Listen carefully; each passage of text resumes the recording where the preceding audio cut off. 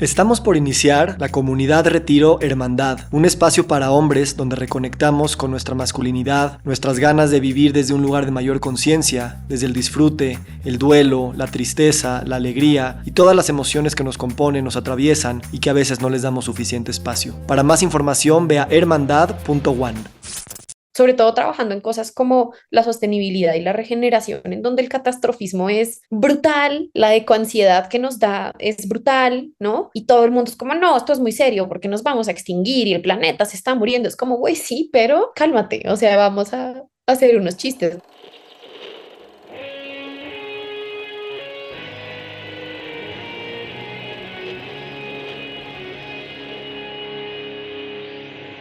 Bienvenidos a Volver al Futuro Podcast, donde platicamos con las mentes que nos impulsan a crear el nuevo paradigma de salud y bienestar, conducido por Víctor Sadia.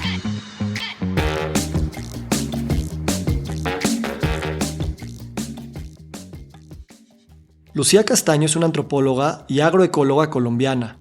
Trabaja en el desarrollo regenerativo de sistemas de producción en Colombia y México. Con más de una década de experiencia, se especializa en facilitar procesos de diseño ecológico y participación comunitaria, enfocándose en proyectos sociales y educativos en comunidades rurales y grupos étnicos. En este episodio exploramos las complejidades del lenguaje y su poder para dar forma a nuestra realidad, destacando cómo las palabras pueden tanto confinar como liberar. La conversación gira en torno a la importancia de cuestionar lo familiar y desnaturalizar las construcciones sociales que damos por sentadas. Lucía nos pide que desprivaticemos el dolor, porque mucho de lo que dolemos es un dolor colectivo que no tiene por qué ser sufrido en aislamiento. También reflexionamos sobre el papel del humor y la celebración en tiempos de crisis, y cómo estos elementos pueden ser herramientas esenciales para enfrentar el dolor y la incertidumbre, permitiendo una existencia más rica y plena, incluso y tal vez sobre todo en momentos de adversidad. Muy buenos días, muy buenas tardes, muy buenas noches. Hoy nos acompaña Ana Lucía Castaño Galvis. Lu, gracias por estar aquí. Hola, Víctor, muchas gracias por esta invitación. Pues mira, amiga, yo te conozco poco y al mismo tiempo con una breve conversación que tuvimos hace unas semanas dije, tenemos que alargar la conversación. Y eso es lo que estamos haciendo ahora, sin ningún destino en específico. Y me gustaría empezar diciendo que normalmente, o sea, tú te pones a grabar un podcast o alguien que lo está escuchando y dice, no, pues estos cuates van a hablar de lo que saben, ¿no? Como si de verdad viviéramos en la certidumbre, como si somos los Mm. expertos, como si tenemos el conocimiento. Pero realmente creo que tu trabajo y tal vez mucho del mío es aprender a nombrar la incertidumbre y la ambigüedad, que esa es la condición más fundamental de la realidad, ¿no? Y que Ujú. cualquier conocimiento que uno transmita aparenta orden, aparenta claridad, pero realmente el conocimiento así completo es imposible, ¿no? Entonces me gustaría empezar por ahí. ¿Qué opinas de esta introducción? Mm, opino que es algo que todos los días hablo con mi pareja. Siempre estoy como recordándole y recordándome que el mundo escapa a definiciones demasiado rígidas, ¿no? Y que casi todo sucede, ocurre en espectros, que las contradicciones existen, y que muchas veces es más fácil también, por ejemplo, entender que no es algo a querer definir lo que sí es, ¿no? Y saber, hay veces, más que saber como el contenido de las cosas, es para mí hacer las preguntas que hay que hacer, ¿no? Como existir desde la pregunta y no tanto desde la certeza, a mí me aliviana mucho la existencia. De acuerdo. ¿Y Sí. de dónde viene esa noción tuya? Porque no es obvia, no es lo que nos enseñan en la escuela. La escuela está para enseñarnos cómo es la realidad. Me imagino que hay dos caminos. El pensaba que el mundo estaba construido y era cierto y conocible y yo lo podía aprender y luego tuve una crisis porque me di cuenta que no. O Mm. desde siempre supiste que era el lenguaje siempre iba a tener un grado de separabilidad de aquello que quería nombrar. Em, pues se me vienen a la mente dos cosas. Por un lado, sí, en mi casa crecí con una dosis, espero, saludable como de curiosidad y escepticismo tal vez, porque mi papá era investigador y mi mamá es profesora. Entonces, sobre todo en conversaciones con mi papá sobre la realidad, cuando yo estaba ya pues adolescente, hablábamos mucho acerca de, pues, ¿qué es esto? ¿Qué es el mundo? ¿Qué es dónde estamos? ¿No? Porque hay muchas cosas que consideramos socialmente ciertas, ¿no? O que nuestras narrativas se nombran como, ah, esto es lo que es y punto. que luego en la historia de la ciencia o del desarrollo del conocimiento han resultado cambiar a veces de formas drásticas, ¿no? Entonces, por un lado, en mi casa al menos había esa actitud de cuestionar las cosas.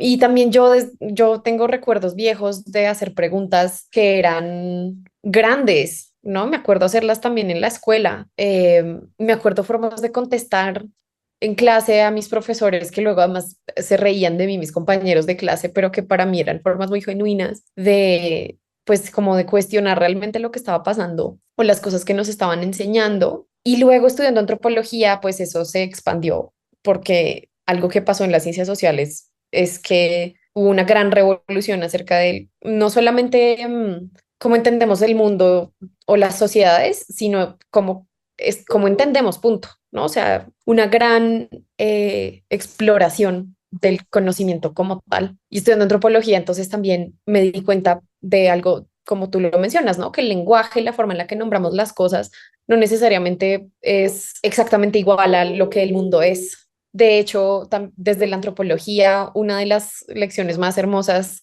para mí ha sido entender que más bien es lo opuesto. La forma en la que tú nombras el mundo crea una idea de él, ¿no? Y hay una retroalimentación sin duda, pero no podemos subestimar el papel que tienen nuestras construcciones de significado y de idioma acerca de lo que creemos que el mundo es o no es. Y pues ya luego eso no he hecho sino expandirlo más y más.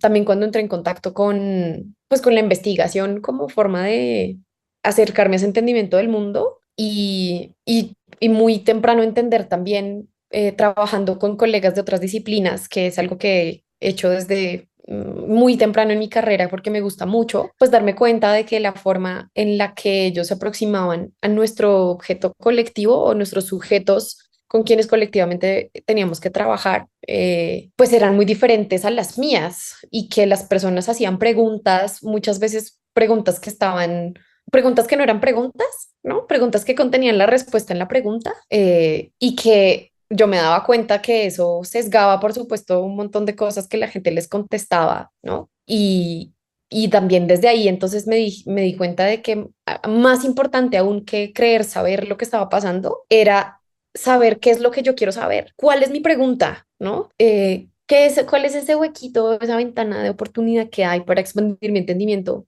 Y cómo lo formulo de manera tal que sea lo más abierta posible, ¿no? Y que yo desde mi punto de vista, que es limitado y finito, pues no esté cerrando la posibilidad de una respuesta que me pueda sorprender o contradecir o expandir. Wow, se está poniendo bueno. Sí. Pienso en esa adolescente hablando con su papá, ¿no? Y también me imagino qué hubiera pasado o en el caso de que sea una niña, ¿no? Porque yo ahorita tengo niñas chiquitas y es, oye papá, ¿y eso qué? ¿No? Y está la voz de, ah, esto es esto. Y está la voz Claro. de, bueno, esto es lo que dicen, esto es lo que cuenta la leyenda, esto es lo que dicen los libros, ¿no? Pero ¿cómo le haces habitar a un niño un mundo de incertidumbre? Cosa que a un adolescente le es más fácil, ¿no? Y por eso me llama la atención, como tú dices, cómo el saber que no sabemos a ti te quita peso y te hace sentir ligera, cuando también Sí. podría pensarse que es lo más pesado y lo más duro, porque es, güey, vives en un mundo irreconocible y ajeno, y eso, pues, qué miedo, ¿no? Sí, Entonces, sí. ¿qué pasa en tu ser para que esta condición no te aplaste y al contrario, te dé alas para decir, wow, o sea, estoy ligera y no tengo el peso de ser feliz, de ganar dinero, de tener una identidad específica, etcétera, etcétera? Pues es ambigua mi respuesta, porque, porque en ciertas cosas, o sea, cuando se trata de conocer el mundo por lo que es, siento esa ligereza en parte porque yo tengo una personalidad que tiende a ser controladora, pero he trabajado mucho en ese aspecto controlador y he ido aprendiendo a ponerle límites, ¿no? O sea, lo que yo controlo es absolutamente limitado, es chiquitito, ¿no? Mi área, digamos, tengo un montón de agencia en mi vida, sin embargo, lo que controlo es muy poquito. Y para mí entonces el poder decir, ok, hay un montón de cosas que no sé, es liberador en ese sentido porque tal vez conocer las cosas por lo que fuesen me haría sentir más responsable porque de alguna manera lo asocio más con esta idea de, ah, ok, si lo entiendo, lo puedo controlar. Y entonces, en mi caso, por como yo soy, sería un desastre. Por un lado, no. Y por otro lado, también me libera porque hay un concepto de una de las escuelas de pensamiento que a mí me han dado forma e inspiración en años recientes, que es la escuela regenerativa, que es el concepto del potencial.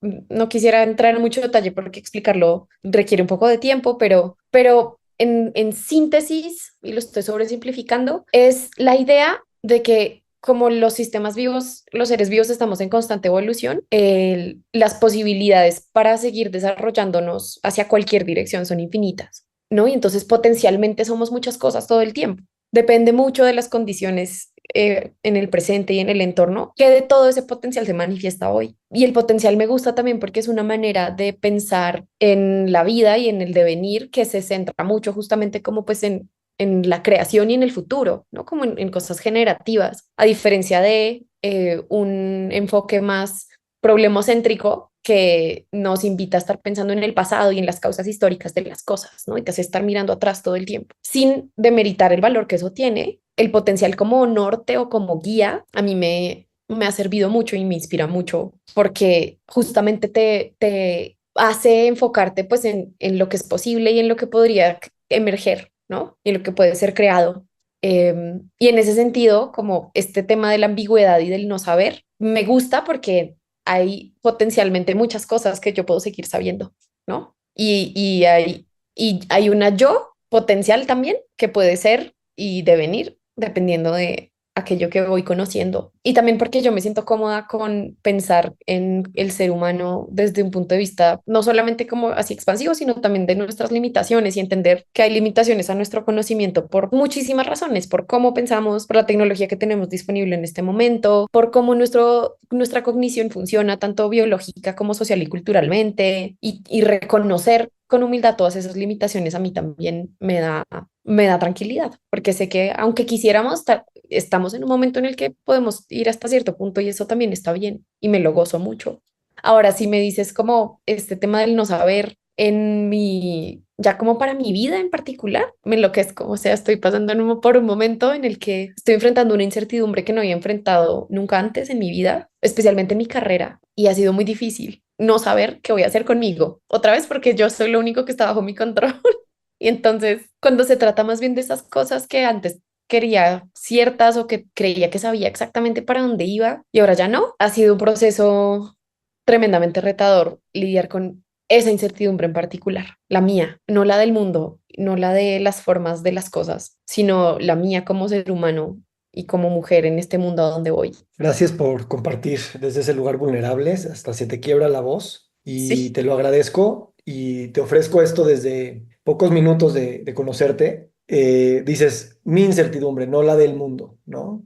La de este individuo, la de esta carrera, la de esta mujer. Pero esa mujer es el mundo, esa mujer es la multiplicidad, esa mujer es la ambigüedad, ¿no? Y, no, yo también pienso en eso mucho, ¿no? En cómo sí tenemos una versión muy, o sea, no nos queremos creer la idea de que aunque conceptualmente hablemos de que somos diversidad y que somos, que el límite entre el yo y los demás no existe, nos seguimos aferrando a la idea, no, no, sí existe, porque yo me bañé en la mañana y decidí ponerme un shampoo que olía a manzanilla y no a menta. Y entonces crees que eso existe, ¿no? Y entonces yo estoy en lo mismo que tú y por eso me sorprende cuando dices me flexibiliza, cuando digo no tengo que tener el peso del mundo en mis hombros, pero llevarlo a mí, a mi carrera, a ganar dinero, a cumplir el tiempo poquito que tenemos en este espacio, al menos bajo esta encarnación, pues a jugar el juego de una manera padre, ¿no? Mm. Y no, no creo que hay respuesta, más bien creo que tu carrera es la danza de eso. Y tus títulos o tus webinars o tus libros o lo que sea que se produzca es una consecuencia de esa exploración y no digamos una meta en sí. Igual eso no quita que mañana no sepas si tomas el curso A o el curso B, pero tú siempre Sí, hablas de pensarte en tránsito, ¿no? sí, Y por eso los que hablamos de pensar en tránsito, tenemos que llevar eso hasta sus últimas consecuencias. El tránsito es siempre, hasta el último momento, no 20 años y luego me encuentro. sí. Sí, justo ayer tenía una conversación con un amigo en estas líneas, un amigo con el que queremos incubar una iniciativa muy bonita a nivel global. Y entonces estábamos hablando de esto, ¿no? Yo le estaba compartiendo mi experiencia reciente y estábamos conectando en torno a eso y en torno a cómo también por el tipo de cosas que nosotros hacemos, pues también estamos en contacto con el mundo de una manera particular y como muchas veces hay algo que además a mí me gusta mucho o que siento que lo he vivido, pues está muy cercano como a como yo interpretaría mi propia experiencia de vida, que viene de el trabajo que reconecta que desarrolló Joanna Macy y la ecología profunda, que dice que un poquito que hay veces el dolor que sentimos en nuestra vida personal es el dolor del mundo, ¿no? Borrando, desdibujando también esa frontera entre yo y otro, incluso vive algo muy, muy otro como una planta o un insecto o un ecosistema, ¿no? Y hablábamos un poco de eso, de cómo también por el camino que yo he decidido andar, estoy en contacto con cosas que también son profundamente dolorosas y que están muy inciertas ahorita, ¿no? Estamos en unas intersecciones enfrentando una serie de riesgos existenciales que tienen expresiones diferentes también en distintos lugares del mundo. A mí me toca ver los de México y Colombia y América Latina que me caen muy cerquita del corazón y como pues o sea, el jardín de mi casa, ¿no? Y también me veo, o sea, ha sido muy, como que me ha ordenado un poquito la existencia, el poderme ver también desde ese lente de no soy solo yo y hay cosas que me habitan y que para las que hago espacio en mí y que resuenan con lo que yo estoy siendo en este momento, ¿no? Y que sí estoy percibiendo cosas y que sí me estoy alineando con dinámicas en sistemas en los que participo y de los que quiero ser parte o a los que quiero contribuir, que terminan también por afectarme, ¿no? Un poco como entendiendo también pues esto que tú mencionas. Igual así tú hayas decidido bañarte y usar el shampoo de manzanilla, estás usando ese shampoo de manzanilla porque tienes una relación con alguien o algo que hizo que la manzanilla fuese algo en tu vida y no la menta, ¿no? Y esa manzanilla vino de algún lugar que tiene alguna otra relación contigo. Entonces sí, esto que tú dices como a mí me conecta mucho también con esta perspectiva relacional de la vida, ¿no? Y yo también me acuerdo estar adolescente y decir, yo soy un poco de todo lo que me rodea, yo me di cuenta de eso muy temprano en mi vida y se lo decía a mis amigos y me acuerdo que me miraban raro como esta morra que está diciendo, pero para mí era evidente que mi identidad y mi ser no era solo mío. Inclusive una vez me puse a hacer así como una genealogía de las cosas que yo soy en función de mis relaciones y me di cuenta de un montón de cosas que a mí que hoy son parte de lo que yo digo, yo me identifico con esto, me asocio con esto, me afilio con esto, pero en verdad llegaron a mí gracias a otras personas. Y como que esa lectura relacional de la vida, también lo último que me gusta que viene del trabajo que reconecta, Joanna Macy lo que dice es, hay que, si parte de lo que estamos experimentando ahorita en términos de incertidumbre, ambigüedad, volatilidad, todo, y el dolor por el mundo es algo que, pues, que nos afecta, también hay que desprivatizar el dolor, ¿no? Tendemos a aislarnos, yo tiendo a hacerlo, a creer que la vulnerabilidad es una cosa que hay que reservar únicamente para una intimidad que hay veces es aislante, pero la invitación es a desprivatizarlo, porque en parte no es solo tu dolor, es un dolor colectivo. Hay cosas que están pasando en el mundo que nos pertenecen a todos de alguna manera o que nos tocan a todos. ¿Cómo le haces? Y en parte también por eso lo comparto aquí contigo. Parte de mi proceso ahorita de lidiar con esa incertidumbre ha sido, necesito hablarlo porque si no lo hablo, no sé qué hacer. Se queda ahí pudriéndose en una esquinita oscura de mi ser y luego huele muy feo. Gracias, gracias por atreverte y me llama la atención cómo está, me encanta esto que dice que, o sea, a lo mejor sí entendemos que somos el mundo y que somos el sufrimiento, somos el dolor del mundo, que es un dolor infinito, infinitamente grande, y al mismo tiempo tenemos la expectativa de individualizar y privatizar ese dolor, esa carga, y, ya sabes, o sea, esto es algo súper, de mucha cosmovisión occidental, ¿no? Desde el tema del sacrificio y desde el tema del engendrar en una persona, en un ser, en un individuo, ¿no?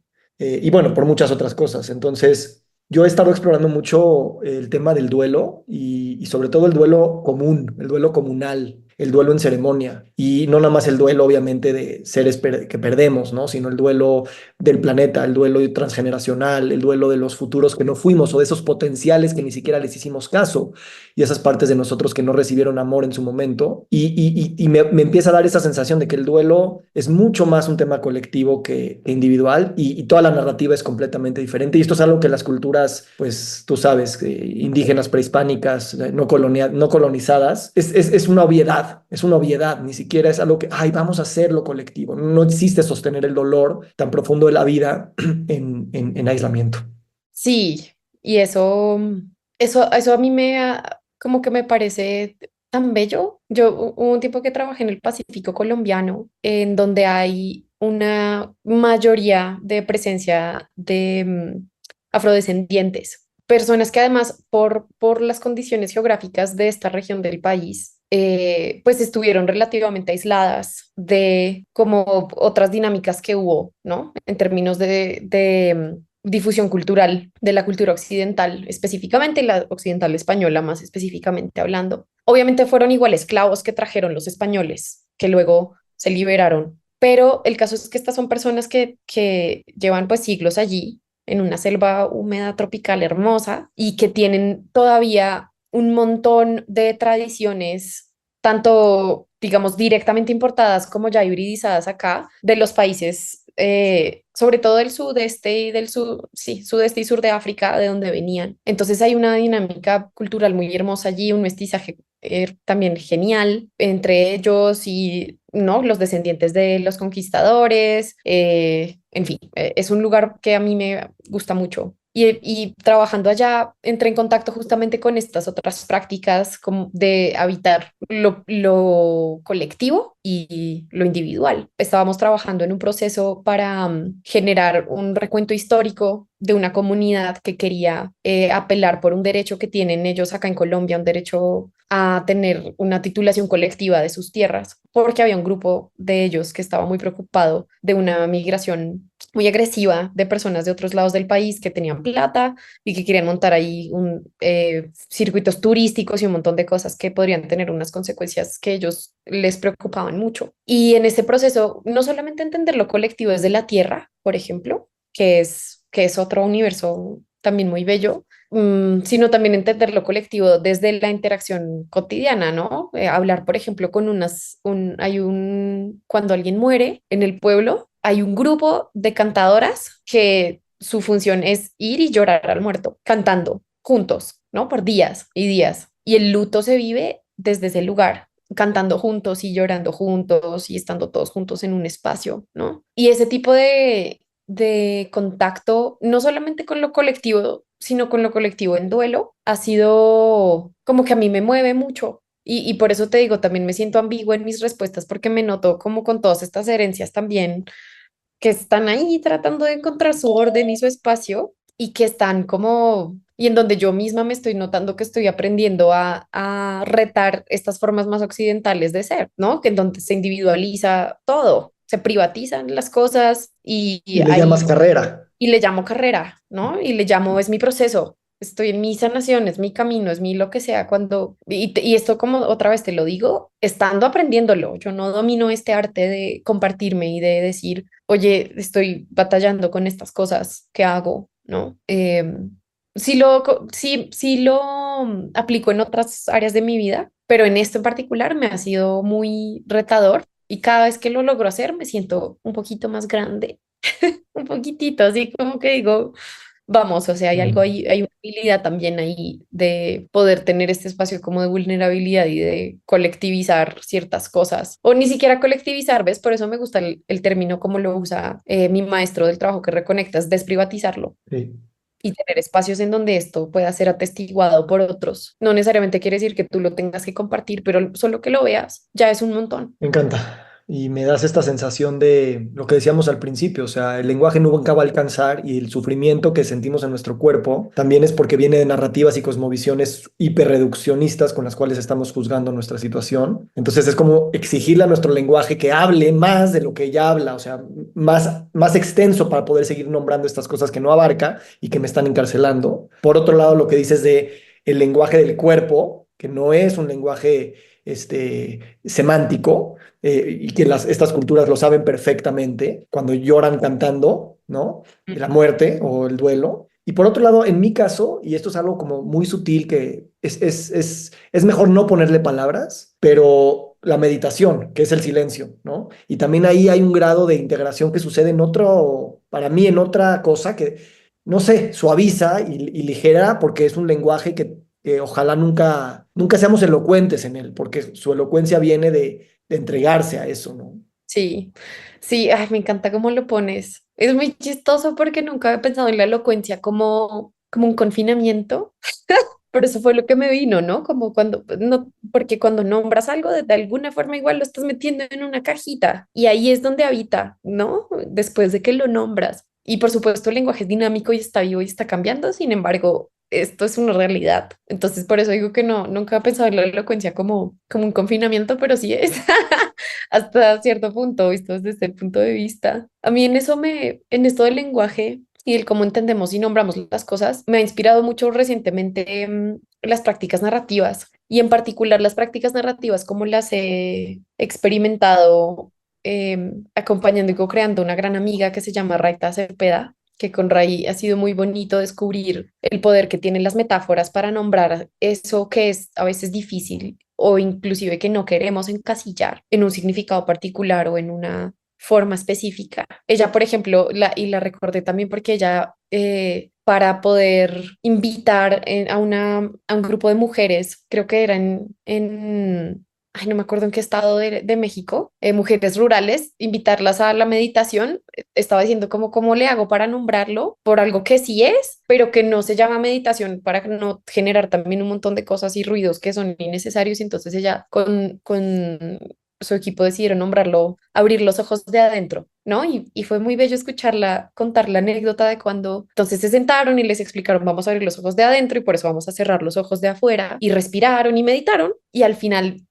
también como los testimonios de las mujeres diciendo yo nunca había abierto los ojos de adentro, yo no sabía que podía mirar allá. Y algo tan, o sea, se me hizo tan lindo, tan poético y tan poderoso y nada más es cuestión de cómo hacer ese desplazamiento en cómo nombramos las cosas para, de nuevo, como igual como preguntamos, es lo mismo, ¿no? Cómo nombramos para que haya la suficiente apertura posible para que el mundo pueda seguir interpelándonos y que se abran posibilidades de experiencia que no se abrirían si no nos permitiésemos ese deslizo, inclusive ese silencio o el no nombrar las cosas. Me encanta. Mm, Me encanta sí, cómo nuestra labor siempre es de construcción, o sea, construir, y luego de construir, y luego meter en los espacios donde no había nada y donde esa construcción no llegaba a dar, ¿no? En lenguajes, en ciencias, en metodologías, en sí. estructuras económicas. Y es una dinámica, bueno, no hay que ponerle un calificativo porque tiene todos.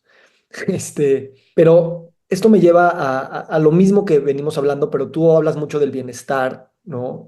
Y de cómo ya habita en nosotros una definición de bienestar que nunca hemos cuestionado o de salud. Esto aplica para todo, ¿no? Y yo me acuerdo, o sea, Derrida decía, ¿no? O sea, lo más violento es cuando dejamos de cuestionar cualquier idea, aunque sea una idea poderosa como la paz o la amistad o la democracia. Es lo peor dejarlo de cuestionar porque ya se estabilizó, ya nos confinó y ya se actúa violentamente, ¿no? Entonces, también es eso de ser controvertido hasta de las cosas que son muy puras de nuestra cosmovisión y por las Mm. cuales, en fin, cómo tú le has llegado a ese tema del bienestar, la salud, desde el lado de, bueno, tú dilo, ¿no? O sea, cómo es más fácil definir lo que no es, por un lado, y cómo también dices, ¿qué pasa si antes de querer resolver ese malestar para llegar al bienestar, qué pasa si lo habitamos ese malestar? Yo creo que esto me lo dio la antropología, que fue el poder desnaturalizar lo familiar, ¿sabes? Las cosas que damos por sentadas, o sea, darnos cuenta de que todo es muy raro, ¿no? Como que no cuestionamos nuestros hábitos, no cuestionamos nuestro lenguaje, porque así como no cuestionamos que respiramos oxígeno y no lo vemos, bueno, oxígeno no, una mezcla de gases, pero la antropología sí hay algo que ha hecho por mí en particular, pero yo creo que por la gente que se ha acercado a su conocimiento, es poder desnaturalizar lo familiar y darnos cuenta de que nada tendría por qué ser así. ¿Me explico por qué definimos en esta forma de ser y no en otra? ¿Por qué nos gusta comer tacos y no hot dogs? O sea, nada tendría por qué ser así, sin embargo lo es. Eso es, cuando yo entendí eso, fue así como un momento de explosión mental en el que dije, wow, o sea, todo, todo está sujeto a que yo pregunte por qué y que vuelva a tener 5 años y que vuelva a conectar con esa niña yo me acuerdo cuando empecé a estudiar antropología, además yo le preguntaba, o sea, yo me acuerdo de cuando estaba muy chiquitita hacer preguntas a mis papás que luego vi en mis primeras lecturas de antropología que decían preguntas que se hacen los antropólogos: ¿por qué los humanos nos comportamos como nos comportamos? ¿Por qué hay gente que tiene la piel de un color y hay gente que tiene la piel de otro color? ¿Qué hace que la gente tome ciertas decisiones y no otras? Y esto hace que cosas como el bienestar, que es un concepto tan grande cuando te detienes a mirarlo, pero que pasa tan desapercibido cuando hablas de él tomándote un café con tus amigos, eh, como de poderme detener y decir, no, a ver, o sea, ¿qué es lo que está detrás de esto? ¿No? Y yo lo he aproximado desde tres lentes ahorita. Uno, el que tú nombras, que es, hay unas ideas que culturalmente en sociedades occidentalizadas hemos construido en torno al bienestar, que están ancladas en unos modos de ser muy particulares, ¿no? Y que generan además unos comportamientos que son interesantes a ojos de, si yo fuera un alienígena que viniera a estudiarnos, diría, wow, ¿qué es esto tan raro? Pants de yoga y jugos verdes. Exacto, exacto. Por ejemplo, lo vi mucho en el contexto de los proyectos sostenibles, la regeneración, todos estos términos que ahorita están en boga como de la agencia de cambio y hacer un montón de cosas en el ámbito socioambiental. Y tuvimos un momento así como de pausa con mi equipo y en el que empezamos a ver, bueno, cuáles son esas narrativas que están ahí afuera, al menos en este campo, ¿no? De acción. Porque una cosa es el wellness y toda la industria del wellness, que eso, pues, en eso no me voy a meter, pero otra cosa es cómo entendemos el bienestar, quienes estamos tratando de procurarlo para el planeta y para la gente, que no es menor, ¿no? ¿Cuáles son las ideas preconcebidas que tenemos? Porque también, y esto me lleva al segundo lente que yo le pongo, que es un lente más político y socioeconómico, porque yo he estudiado las políticas de desarrollo de América Latina como del último siglo, eh, y parte del estudio del desarrollo y toda la escuela que se ha dedicado a pensar en escenarios, por ejemplo, el postdesarrollo, de alternativas al desarrollo, lo que dice es, a nosotros nos han vendido una idea de bienestar que está ligada a un montón de indicadores que vienen de una forma de entender el mundo y la riqueza. ¿Por qué los tenemos que aceptar? ¿Por qué alguien está peor si no tiene un coche? ¿Por qué tenemos más o menos bienestar si... Y otra cosa que hablaba con uno, también con una, pensando en las relaciones que me forman, uno de mis mejores amigos, que es mi socio, se llama Juan Andrés Ortiz.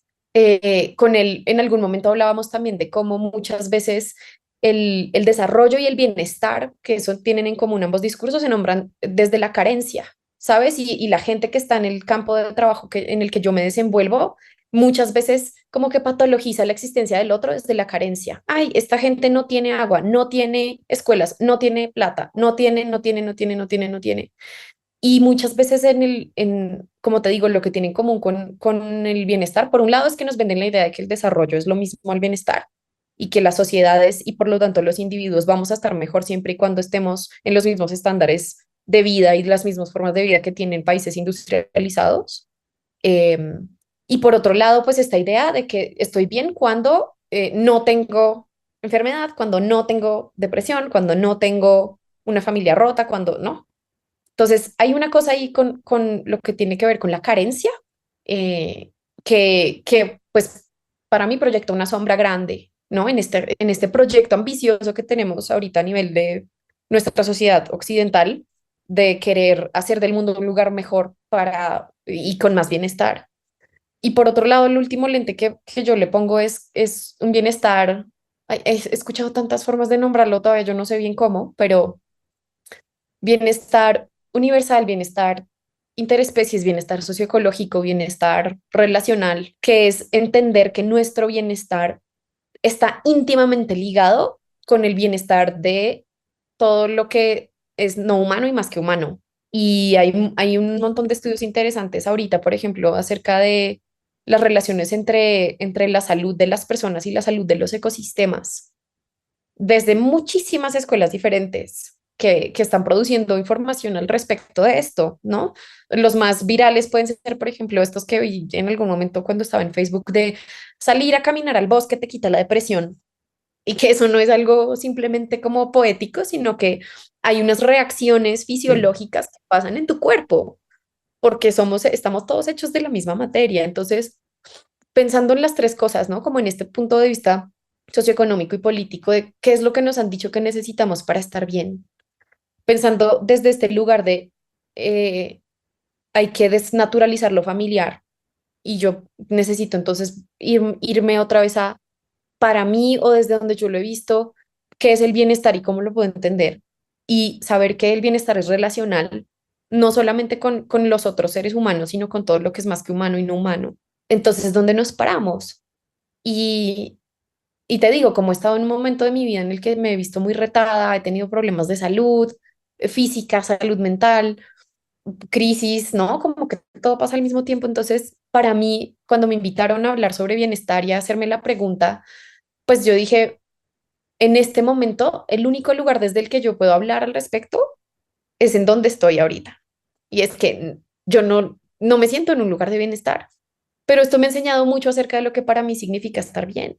Y me ha enseñado muchísimo acerca también de los efectos que en mi caso han sido muy perversos de la narrativa que te dice todo el tiempo tienes que estar bien, ¿no? Y hablaba con Ross, que es una de las personas con las que hicimos este webinar, amigo, colega, hemos hecho cosas hermosas juntos, y Ross decía, claro, es curioso porque pareciera que entre uno más quiere exacerbar el bienestar y perseguirlo, más se nos escapa, y entre más queremos evitar y negar el malestar, se hace más presente. Hay una polaridad ahí muy loca, en donde como que nos mordemos la cola, ¿no? sí, Y entonces eso, ¿qué pasa si yo entiendo que el bienestar no es lo que me dijeron que era, que hay unas narrativas culturales que yo he asumido como ciertas, entre ellas, por ejemplo, esta, ¿no? De todo el tiempo tienes que estar bien o estar buscando estar bien, a costa de lo que sea, ¿no? Si tengas que mentirte a ti mismo o tomarte sí. el jugo verde, hacer yoga y aún así puede que hagas eso y te sigas sintiendo que no estás en ese lugar o en ese estado del ser. Y también pues esta idea de que justamente muchas veces podemos llegar a un entendimiento de las cosas, Sí, empezando por ver lo que no son, sí, ¿no? Y entonces ahorita me encuentro en esa exploración también de, ok, hay cosas en mis relaciones con otros y con el mundo que hacen que yo no me sienta bien o que no tenga bienestar ahorita, ¿no? El bienestar para mí en este momento significa muchas cosas que no necesariamente es lo que me han dicho que era, sí. ¿no? El no tener enfermedad o no tener no sé qué, no sé qué, no sé qué, porque inclusive desde este punto de vista que te digo de la carencia, también hablábamos con el equipo de, bueno, pero entonces la gente que tiene discapacidades o condiciones, enfermedades crónicas, no pueden tener bienestar Sí. porque están enfermos todo el tiempo, ¿no? Sí, Ese tipo de preguntas. sí, y yo sé que cuando tú dices no estoy en bienestar, obviamente lo estás hablando desde el espectro, no desde el binario, ¿no? Y Exacto, eso también es difícil de aclararlo en el lenguaje, donde el no pareciera que es un lado, el sí es otro y en medio no existe nada, ¿no? exacto. Por ejemplo, yo mencioné la palabra bienestar y tú ahorita hiciste un monólogo de 10 minutos, ¿sabes? Y justo por eso personas como nosotros, lo digo exageradamente, ¿no? Luego no tenemos trabajo porque no queremos una definición de no definición de bienestar, no queremos una reflexión, no necesitamos lo que nos han acostumbrado por mucho tiempo. Sí, un ratito decir que eso es así, pero ya dame la respuesta, dame el medicamento, dame la salida, dame el...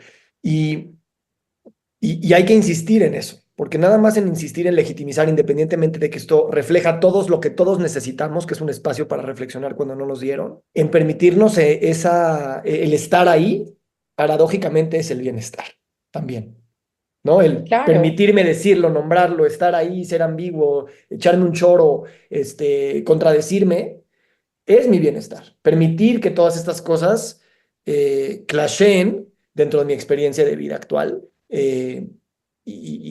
pues que escuche el que tenga que escuchar. No, sí, sí, y al menos permite que eso emerja también, ¿sabes? O sea, que yo pueda genuinamente conectar con algo que para mí sí inequívocamente se sienta como bienestar. y ese es, o sea, si estaríamos, ahorita estamos hablando de Lucía, ¿no? pero podríamos estar hablando del planeta Tierra, de la especie humana. Y ese es justo la coyuntura colectivo-individual que es no nada más espejo, es lo mismo que estamos viviendo. O sea, añoramos ese espacio de rectificar lo que hicimos mal con un lenguaje que estaba bien intencionado, pero que Claro, fue insuficiente. sí, sí, y que aplicado en contextos diversos fue cambiando hacia formas y estructuras que capaz ni no eran las que anticipábamos o las que anhelábamos también, ¿no? Como honrar el hecho de que una vez tú sueltas algo en el mundo ya no te pertenece y una vez empieza a andar la bolita puede ir a cualquier dirección y hay veces esas direcciones también inclusive pueden ser cooptadas, ¿no? Por un montón de intereses que no son los tuyos. Claro. Eh, entonces sí, igual me haces pensar que mm, yo no me peleo con las definiciones, hay cosas en las que sí es útil tenerlas y lo importante es saber justamente de dónde vienen, ¿no? Y como cuáles son sus alcances y sus limitaciones y entender también que la definición tú la ocupas porque es instrumental para algo al final, o al menos yo lo pienso así, como que digo, a ver, cuando yo me tengo que sentar a definir un concepto por cualquier razón, parte importante del proceso es decir, vuelvo a la pregunta otra vez, como, ¿por qué lo quiero definir? ¿Yo qué quiero saber?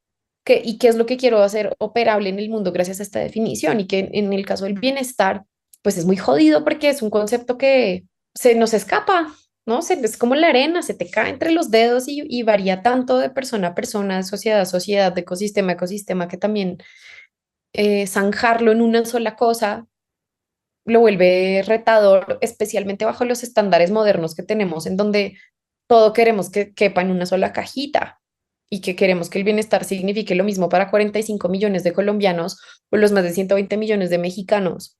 ¿Cómo? ¿No? Pero sí como que me conectas con eso también, pensar en lo importante de poder definir también desde lo que no es, por ejemplo, que a veces puede ayudar porque deja mucho espacio abierto para lo que sí puede ser y al menos nos ponemos de acuerdo en, ok, esto aquí es la zona a la que no vamos, ¿no? Esto queda excluido y ya, y todo lo demás es abierto. Que eso, y eso solamente, en mi opinión, desde el bienestar, o no solamente, sino que a mí me ha funcionado mucho explorarlo desde el habitar me y mi vida, mis procesos, desde un lugar en el que, ok, no me siento ahí, pero entonces esto qué significa para mí de todas formas, ¿no? Yo, Si el bienestar o el malestar en este momento en mi vida es así, ¿qué quiere decir esto de lo que sí es estar bien? ¿Qué necesito? ¿Qué quiero? yo Y ha sido muy... sí, te aplaudo, hermana, y como espejo mío y también como parte de mi yo, ¿no? Que tú estás atreviéndote a habitar ese espacio con todo tu conocimiento, tu experiencia, tu privilegio y tu sufrimiento relacional y todo lo que estás mencionando, porque es permitirnos nombrar esas cosas y no estás buscando un escape, no estás buscando el cómo lo transformo en algo productivo, cómo lo transformo en algo feliz para que me la pase bien, cómo lo transformo en un legado de vida para dejarle a mis nietos algo, ¿no? Y, y, y yo creo que eso es una cosa, o sea, que si lo leyéramos digo, con nuestra falsa humildad, ¿no? Cuando hablamos del mundo y la especie y el planeta, mientras más nos atrevamos a que hagamos, a hacer eso, creo que muchas cosas van a emerger. Y tú hablas mucho de los sueños, ¿no? Y cómo en toda esta adicción a la narrativa de crisis, pues no tenemos la capacidad de soñar y de ver otras. Imposible ver otra cosmovisión, pero al menos acordarnos que no lo estamos pudiendo ver porque estamos limitados por las actuales. Que, o sea, tal vez por eso soñamos cuando dormimos en la oscuridad, ¿sabes? O sea, tal vez los sueños emergen en esas oscuridades profundas de sueño profundo, pues porque se emplean otras cosas más allá del mundo de los despiertos, ¿sabes? Y entonces, pues bueno, te lo aplaudo y te digo que independientemente de, o sea, cuando tú escuches esta conversación, pues vas a también salir de esa individuación y decir, wow, o sea, esto es más grande que yo también y no lo tengo que cargar y resolver yo toda. Y en ese sentido yo te digo que estoy contigo en ese camino, porque eres mi hermana, pero también porque eres yo. Mm, sí, lo agradezco mucho también. Y es por este tipo de cosas que lo hago, ¿sabes? Como es algo tan pequeño pero tan poderoso como decir estoy contigo, que es como sí, o sea, también este es el poder de desprivatizar el dolor, te das cuenta de, ay, no estoy solo, no estoy sola, en un sentido muy literal, o sea, de que estamos compartiendo, l- lo nombro como luchas, a falta de una mejor palabra, ¿no? Como estos momentos en donde estamos siendo retados y retadas por la existencia y por la condición humana, que es muy caótica y hermosa al mismo tiempo. em, y que pienso que considerando, por ejemplo, esto que te digo del bienestar, de cómo el hablar de lo que no es abre espacio, un espacio mucho más grande para lo que sí puede llegar a ser. Y pensando en esto de los sueños y del potencial, creo que todo viene como desde un mismo lugar, ¿no? De entender que puede ser muchas cosas y las cosas pueden tomar un montón de formas diferentes si nos lo permitimos, si abrimos espacio en nuestro pensamiento, en nuestra forma de actuar, en nuestra forma de relacionarnos con nosotros mismos, para que esas otras posibilidades al menos tengan chance, ¿no? Que lo triste es eso, como, y que me acuerdo que cuando estábamos hablando de este webinar en el que discutimos sobre el bienestar o la cara B del bienestar, me acuerdo, me acuerdo mucho que era muy difícil explicar cómo para mí el estar habitando este momento no quiere decir que me rendí, ¿me entiendes? O que soy una víctima de mis circunstancias, o que nada me sirve, o caer como en este estado de desesperanza. Todo lo contrario, como que yo le decía a mi compañera con la que facilitamos el webinar, le decía, tú no sabes la cantidad de cosas que he hecho procurándome ese bienestar y de todas formas estoy aquí, Sí. pero yo no dejo de soñar en que hay una versión de mí o que hay un momento en el tiempo en el que esto cambia para mí, ¿no? Y no he dejado de anticipar eso y yo sé que hay un potencial ahí, lo veo. Y en este momento la pregunta es, ¿cuáles son las condiciones que necesitaría estar estableciendo en este momento para que ese potencial se pueda manifestar y actualizar ese futuro en mi presente? Tal cual, tal cual. Pero para poder saber eso, necesito estar en este presente y para poder decir, ah, ok, lo que tengo para jugar, para crear esas condiciones es esto, es esto, es esto, es esto. Y si no estoy ahí y solamente estoy por allá mirando quién sabe dónde las mariposas y no sé qué, pues no lo voy a saber y no lo voy a poder construir. Hay una parte de ti que desea y quiere estar en el lugar en el que estás. Sí, Y gracias por compartirlo. Y también en el pensamiento regenerativo, la idea de muerte es, la regeneración es muerte, es una muerte constante de mil cosas al mismo tiempo y de manera desorganizada que no sabremos controlar. Y sí, entonces es y eso involucra pues estas emociones ambiguas, contradictorias, difíciles y profundamente, de alguna manera, desmotivantes, pero al mismo tiempo son las más vitales que hay, ¿no?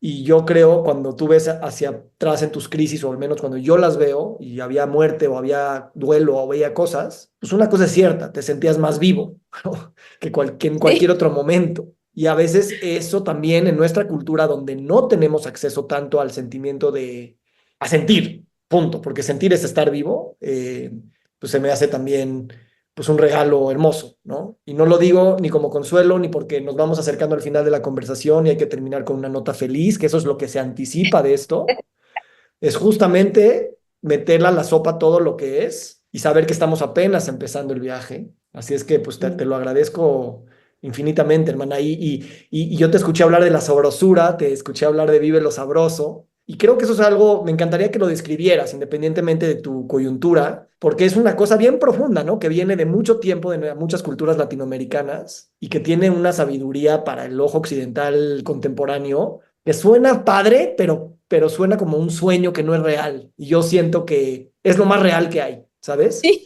Pero a mí, gente como yo al menos, lo sigo viendo como, ay, suena padre, no es para mí, ¿sabes? Mientras que justo de eso se trata, bueno, tú descríbelo, pero pues decir, yo soy eso, y lo digo y entonces ese es, ¿no? ¿Qué es para ti esto? Mm, lo primero que me viene es un ejemplo de la música, porque hay un montón de géneros musicales, por ejemplo, aquí en los Andes, los huaynos que es una forma de música andina, habla de cosas que son profundamente tristes en ritmos absolutamente festivos, ¿no? Ves lo mismo en cosas como el blues que hicieron los descendientes de africanos en Estados Unidos. Lo mismo, ¿no? O sea, son unos, o en el soul también, en la música negra en general, y aquí en el caso andino, es esta capacidad de que aún cuando estás jodido, triste, te dejó tu novia, te pusieron el cuerno, estás en bancarrota, estás enfermo,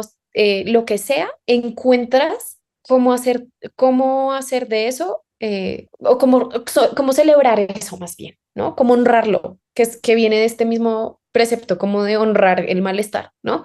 ¿Cómo lo honro? Y entonces yo les recomiendo mucho escuchar Wainos y escuchar música negra y que nos demos cuenta de eso, que hay unas letras que son profundamente desgarradoras, pero el ritmo, e inclusive no solo el ritmo, sino en fiestas andinas, por ejemplo, los huaynos es algo que todo el mundo se para a bailar y a zapatear, y es un baile de salón precioso y con eso nos emborrachamos.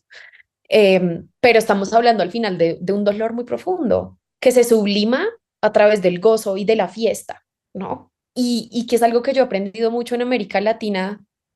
Puede ser muy controversial, pero lo que yo he descubierto trabajando con las personas a quienes más ha perjudicado las estructuras en las que vivimos, y es gente que se goza mucho la vida, se gozan muchísimo la vida, ¿no? Y gozan las cosas que tienen por lo que son. Y para mí, parte de mi exploración, pues también ha sido eso, por ejemplo, como invitar esa gozadera y ese sentido más, ¿no? Que tenemos en como de que nos molestamos un poquito, hacemos bromas, nos tomamos las cosas con humor, o llega un amigo y te dice, güey, estoy jodido, y tu respuesta es, les es un chiste para que se ría, y puede ser un chiste medio oscuro, pero lo hiciste reír y se cagan de la risa juntos, y de alguna forma ese humor también, como en esa gozadera, ayuda a ver las cosas desde otro lugar, asumirlas desde otro lugar. Que se me hace tan necesario y tan ausente de muchos espacios en los que yo estoy, sobre todo trabajando en cosas como la sostenibilidad y la regeneración, en donde el catastrofismo es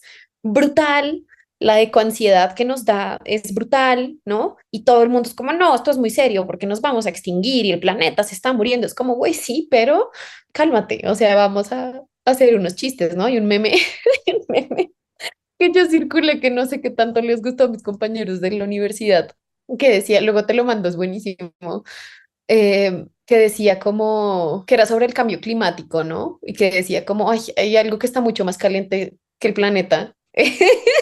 Y no eres tú, mi amor.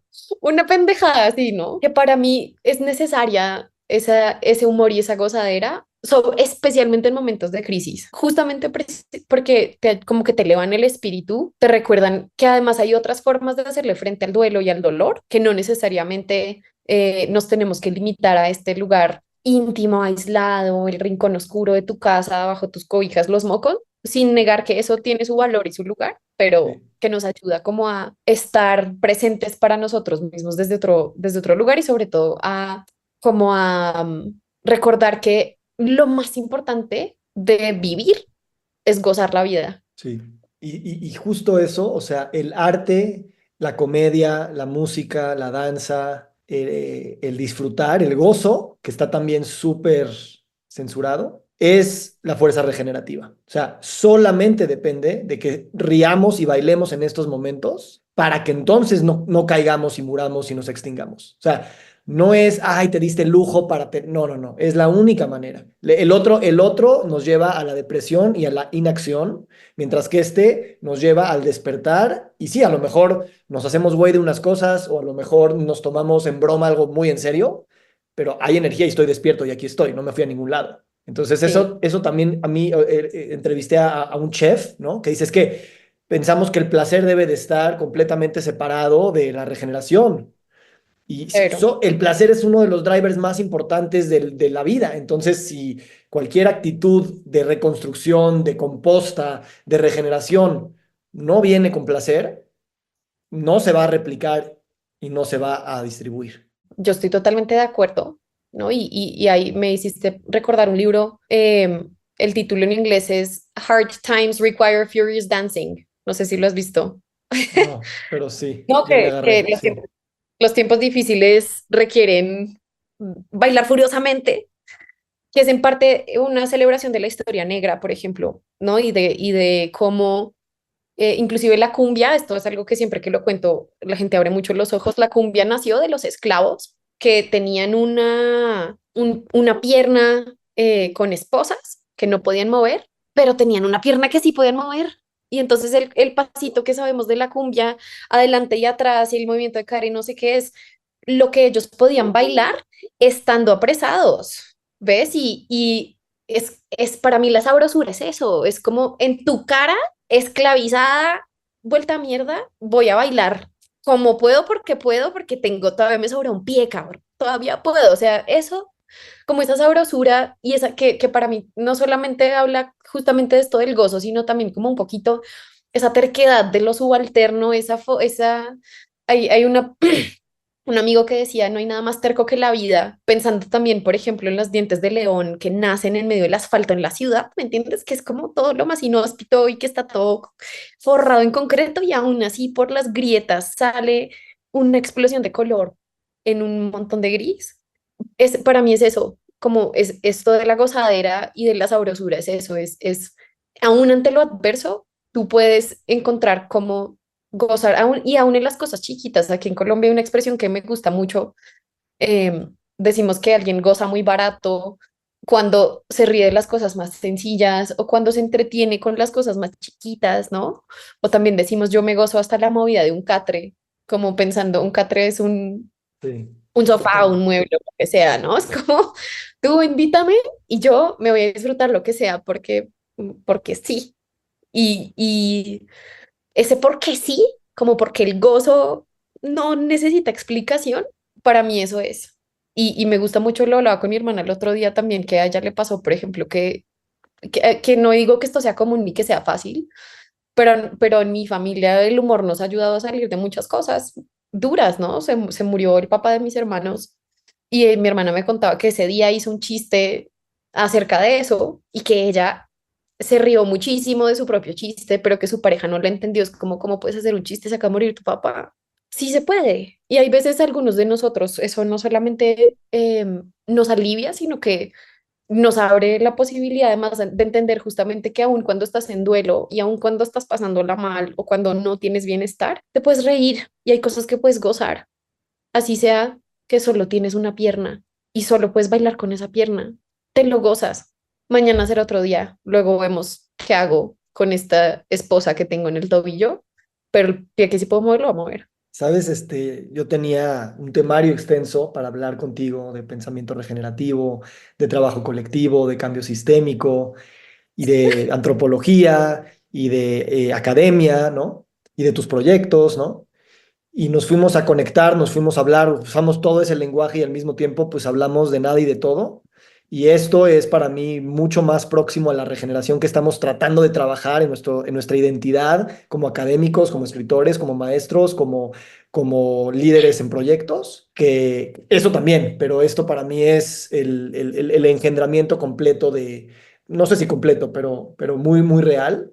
Y te lo quiero agradecer que te hayas atrevido a venirte conmigo así y yo contigo. Y ya, o sea, no sé si quieras agregar algo. Yo ya estoy empezando a escuchar ahí un ritmo de cumbia, entonces preguntarte cuál es tu favorita y la vamos a poner de cierre del podcast para quedarnos con ese pie que sabe danzar.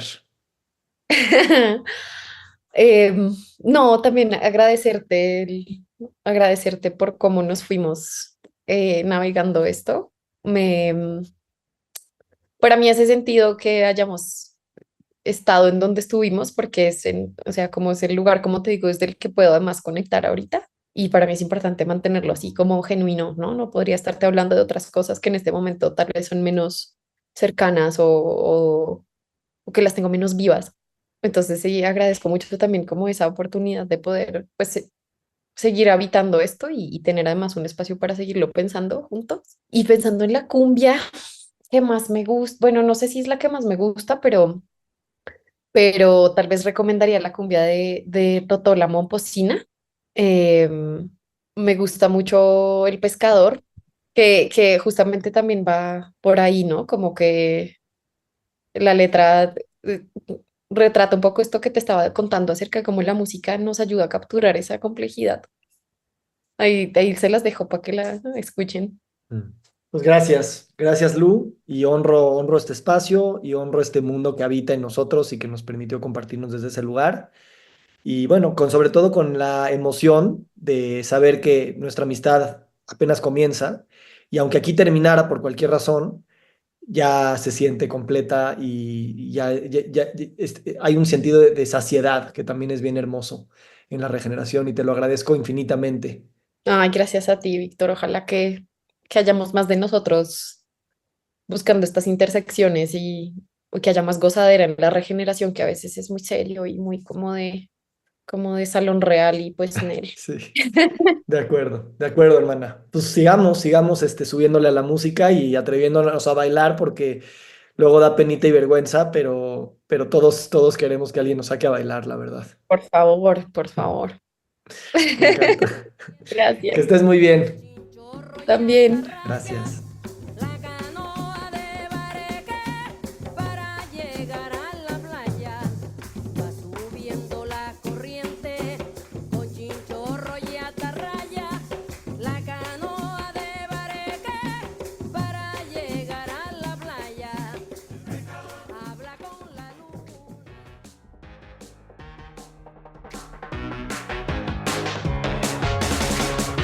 Nos encantaría recibir tu retroalimentación de estos podcasts para continuar generando contenidos que te sean útiles e interesantes. Si puedes, déjanos un comentario en la página web victorsaadia.com.